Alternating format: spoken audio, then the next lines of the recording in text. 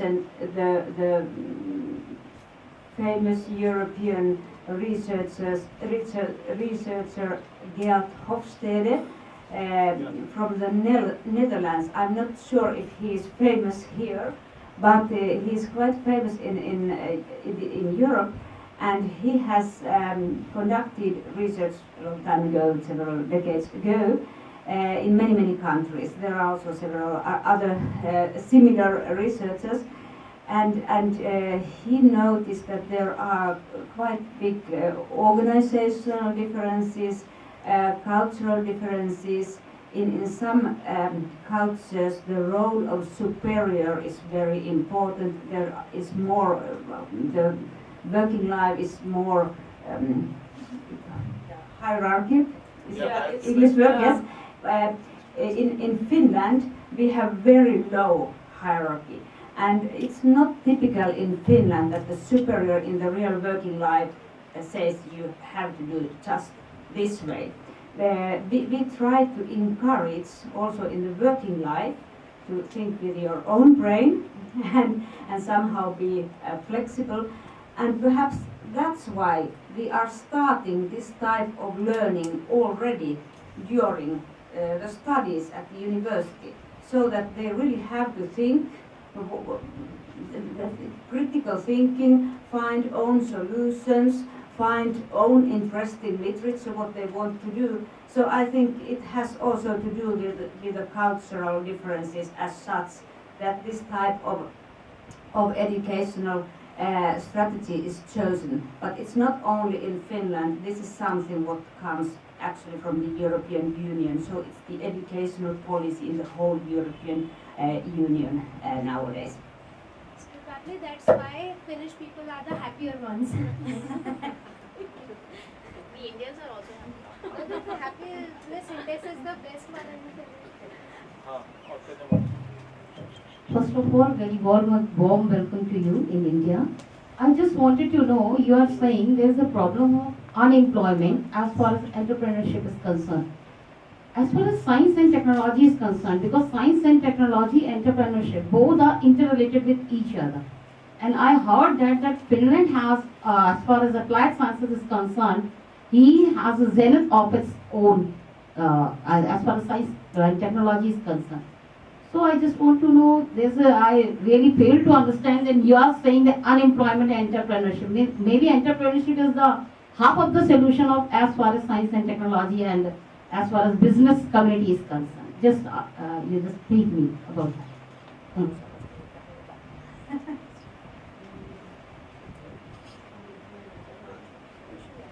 Actually, those who lose their jobs, they are encouraged to just have a start the own business, and even financed. They get some financial support for that during the first months from the government or something like that. So let's see. Actually, we have lots of companies. I think it's over 90% of our companies have only one or two persons. Well, one problem is our regulatory system, because we have so good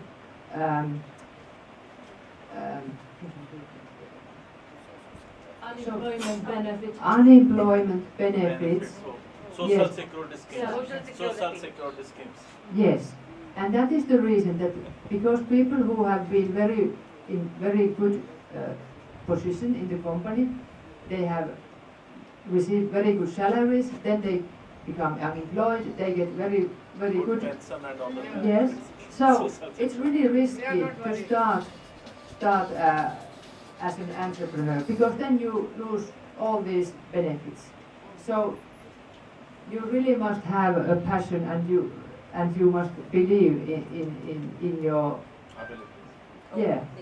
business idea, yeah, because and this problem our government is now trying to solve by cutting the unemployment benefits.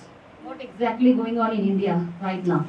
the access. Even all Europe, they are trying to, cutting down on this social security schemes. Because the moment one person is, coming to the earth, a newborn is coming in Europe, he is already having so much of debt burden.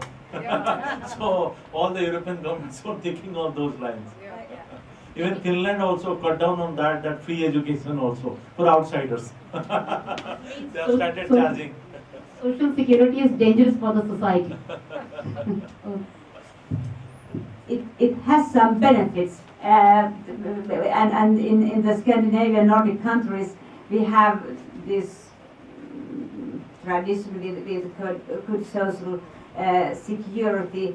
I think if you get, for example, sick, or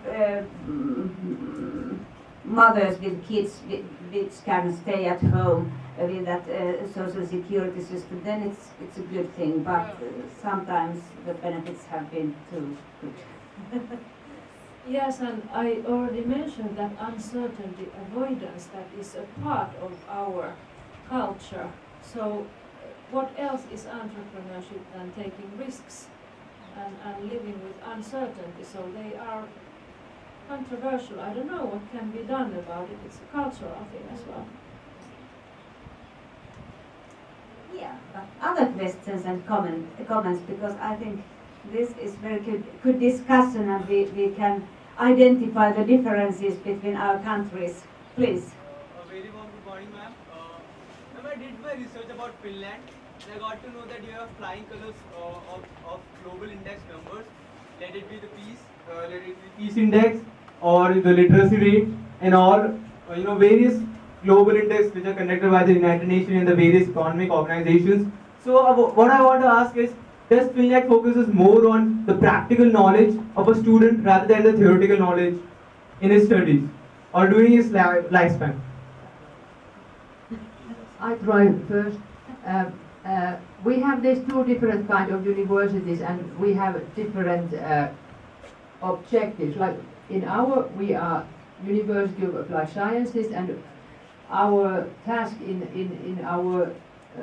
the governmental law is that we should educate more practically oriented professionals. And then universities, these traditional universities, they are more focusing on theoretical and research. Also.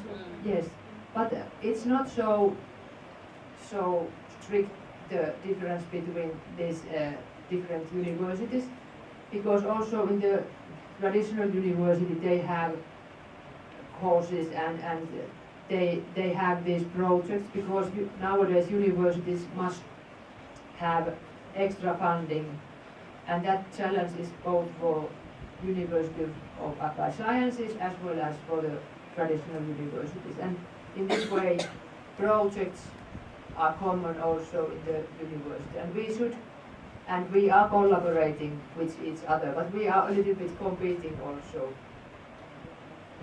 There is competition between applied sciences and traditional universities. That is not good, but life is like that. Actually, if we think our budget of Turku University of Applied Sciences, if I remember right, external funding makes something like 30%. And it means, what is this external funding? Quite often it's money from the European Union. Of course, we first pay taxes to Brussels in Belgium, and then the money comes back to us again. But it's also, for example... Here also we pay very handsome tax, but all money goes to government. Yeah. For example, I'm leading now a project with a budget of 1.5 million euros. How much could that be in your currency? Who knows? 1.5 million euros. How much? Euro 70. 100. How total? 73. 70? 1 euro total? Euro is around 70 million euros. Okay. So something like 90% of that budget comes from the European Union. We are developing some tourism destinations in the Baltic Sea area, and European Union has a special policy for developing cooperation in the Baltic Sea region. But we have also other ways of external funding. Kaisa mentioned these working life projects. It means, for example, a company wants to go for the first time to a trade fair. And they can just give us, the students, for example, if we have a marketing course, that company can give us a commission. Please plan the stand there in this trade fair, and you also work there and almost do all the job. Of course, some of the marketing guys Kind from of the outsourcing. company are coming also, and then the company is paying. The students don't get money, but the school gets that money. The students get credits. Credits, yeah. So that's their salary, those study points, as we call them.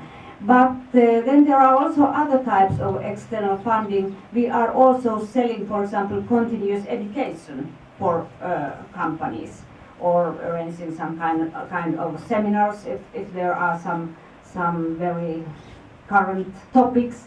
Then we have some keynote speakers there, and the companies pay in order to participate in that seminar. So that type of external money. But that is something we teachers also are somehow responsible to think about, that not only passive using the money of the budget of the university, but also trying to find perhaps something to sell, or make applications to get this European Union or other similar type of funding.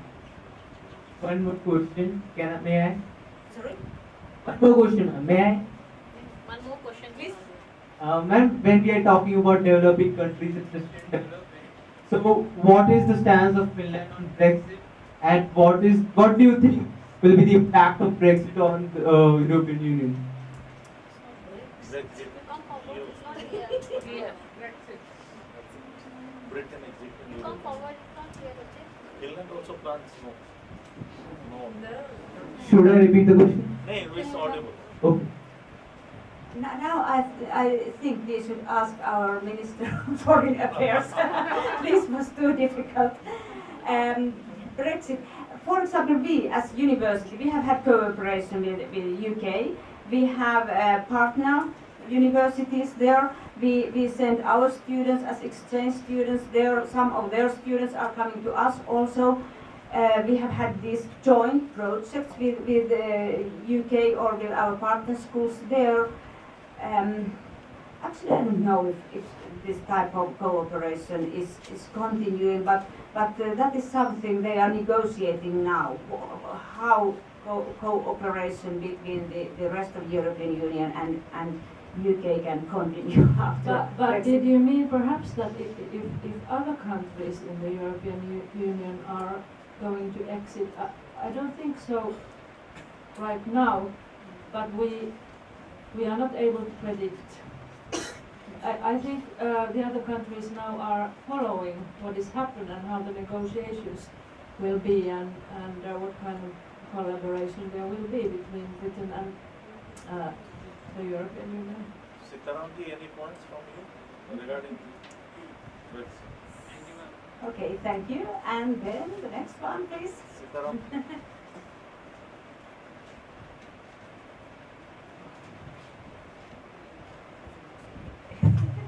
He's also faculty of political science. Okay. Sitaram. Talks. I have a couple of questions. You can take this as comments as well. My first question is as to regarding institutions. I came across some writings to suggest that institutions matter. They can be predatory. They can, create lots of challenges for, innovation. Apart from that, There are certain sociological questions as well. For example, Max Weber would say that there are certain cultures which would obstruct innovations as such. It's more sociological. I would like you to throw some lights on certain sociological aspects as well, which constrains innovation in different societies. In India, for instance, sociological challenges are more significant than any other challenges. It creates lots of social barriers, sort of things. I think you got my point. Thank you. So huge social differences between people, but differences are growing even in Finland. And if I then think that okay, which group of people are possible new entrepreneurs, and from where the innovations can grow. So should I think that those who are not doing so well, that they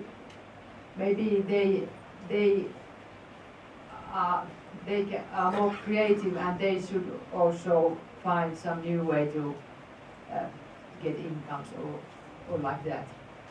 Or should I think that okay, those who are doing quite well, they have more capabilities to innovate? I don't know, are you trying to ask this kind of... I'll put it like that. What he's trying to say, in the Indian context, I will explain. Yeah. In what is happening in India is that it's a very big country. We have a diverse culture everywhere. That's a part. Suppose if you see the entrepreneurial graph of India, the Western India, the states of Gujarat, they have some, as he said, sociologically, they are, there is entrepreneurship in their blocks. Okay. And in northern India, same about this Punjab. Okay. So these people, their, entrepreneurship is in their blocks. And from entrepreneurship, they innovate and they scale up their enterprises. But same is not true for other parts of the India also. Particularly the part of India where he belongs, I belong, the eastern part. People are, that doesn't mean that they don't have any entrepreneur ability. They do innovate, but they haven't scaled up. Because they are happy with that, whatever they are getting, they are happy with that. So there are a lot of aspects, sociological aspects, which are also involved in that process, what he means to say. Am I correct? We have at least one area in Western Finland which is very, very famous for entrepreneurs, and almost everybody has an own company. But I think this type of thinking, if we are happy with the existing situation, or if we are questioning, can we do something in another way, in a better way, it's also something what we should teach at schools, because the world is changing all the time, and actually we couldn't be happy with the situation existing now. Now it can be good, but in 2 years it's already old-fashioned. So the world is changing all the time, and also somehow this questioning the situation of today and how to do things better. It's something which starts already when the kids are small at home. When they are 2 and 3, you can start to challenge them if they can do already this and that themselves, and learn to think themselves, I think. So I think there are differences also in our countries, between somehow the areas. It is somehow in blood that some people are more flexible and future oriented than others, but you can learn also that skill.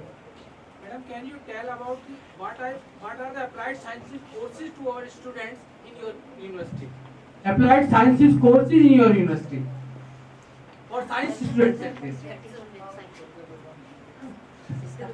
He's asking about the science stream. What are the courses available in applied science university? At your UAS, what kind of courses in science are available? Technology science courses. as a whole.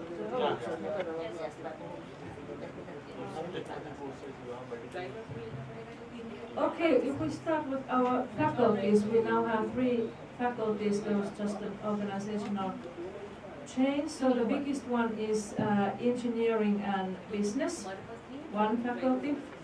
The second one, social and healthcare, and the third one is the so-called arts academy, where students can study arts, music and theater.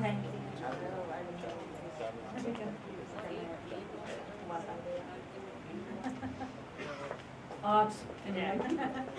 So this, in short. Maybe we can get from your university website also, all the courses are mentioned over there. Yeah. Like our colleges, whatever courses are taught in our college, that's all mentioned. We can give you a link. But for example, because we all are teaching our business students, so they have marketing, accounting, Entrepreneurship, jurisdiction, languages, ICT skills. So you are more closer to them. They are from business, so that's 1 faculty only, science and business. Yeah. Okay, Yeah. technology and business. Yeah. Entrepreneurship is sort of application of science and technology. Even I am more closer to you now. Actually, that's the trend. In Finland, at least, for some years ago, we had 6 faculties, and now only 3. So broader and broader. They are merging things. Yeah. Hello, ma'am. Yes. Please. I'm telling about the problems in India that the famous quote of from Swami Vivekananda, what we think we became. From the starting the 6th standard, 7th standard, students tell to choose their career.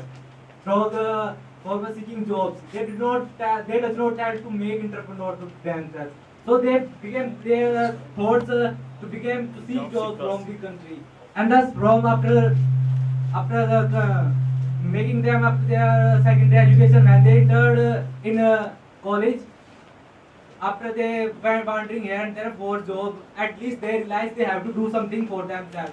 No job will come to themselves.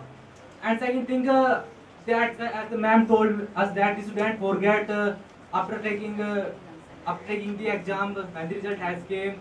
But one should think that we that should have been come into working.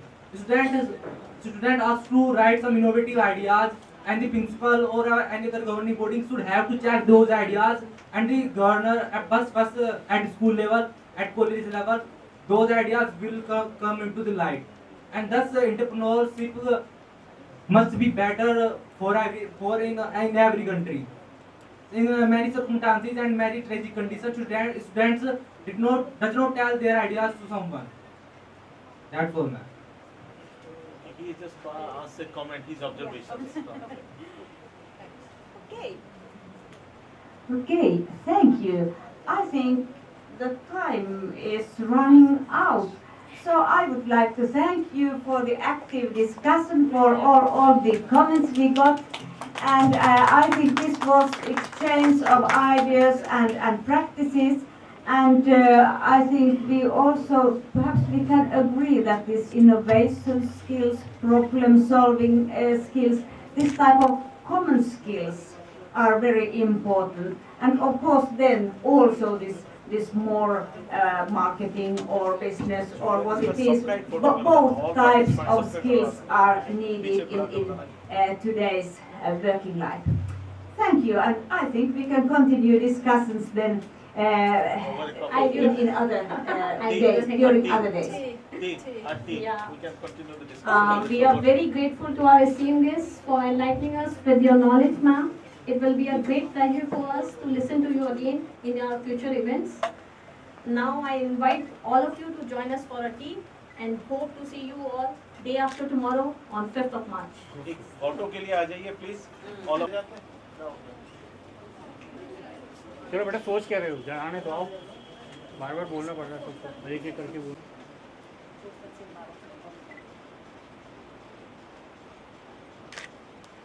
आ जाइए आप दोनों, सब आ जाओ, दौड़ के आ जाओ, दौड़ के आ जाओ, आ जाओ योगेश, आ जाओ प्रोवाइड।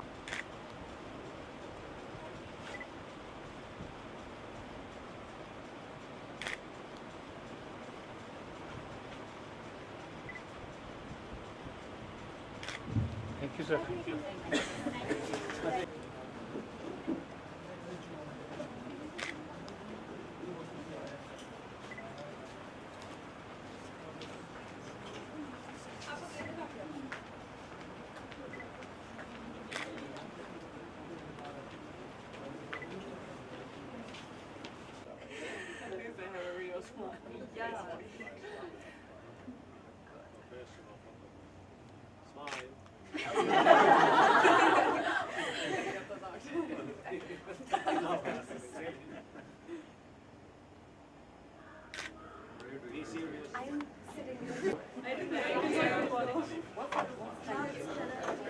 Please talk, please.